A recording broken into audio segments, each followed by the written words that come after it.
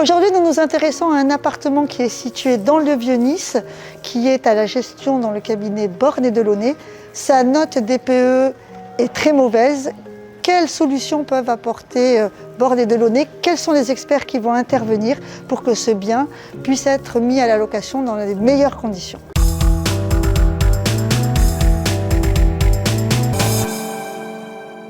Lorsqu'on fait un diagnostic dans un appartement, on regarde l'enveloppe du bâtiment, le niveau d'isolation et les équipements.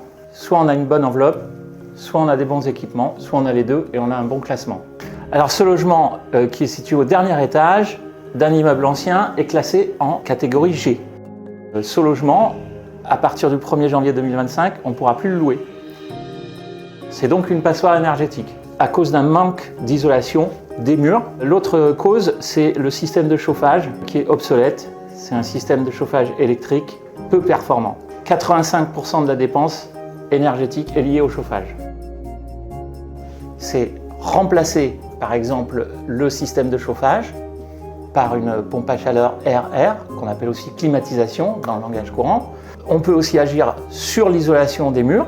Souvent, la surface de mur est supérieure à la surface vitrée et donc il est plus efficace d'aller travailler sur l'isolation des murs. La solution que le propriétaire a choisie, c'est d'installer une pompe à chaleur qui va passer son logement de la classe G à la classe D en une seule opération.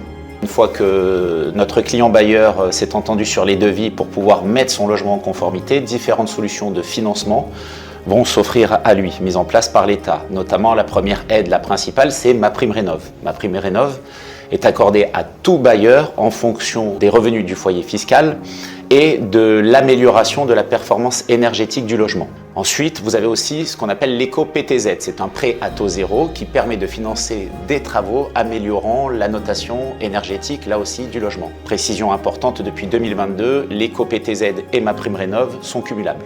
On est obligé aujourd'hui d'informer l'acquéreur de la note énergétique du logement. Il y a une vraie relation entre le DPE et la valeur au mètre carré de l'appartement. Au niveau du crédit, puisqu'aujourd'hui les banques sont regardants par rapport à la lettre du DPE du logement pour avoir des aides et des taux préférentiels.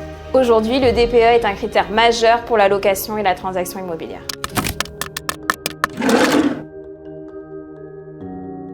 Il y a une réglementation qui va être mise en place pour améliorer le classement énergétique des petites surfaces jusqu'à 40 mètres carrés.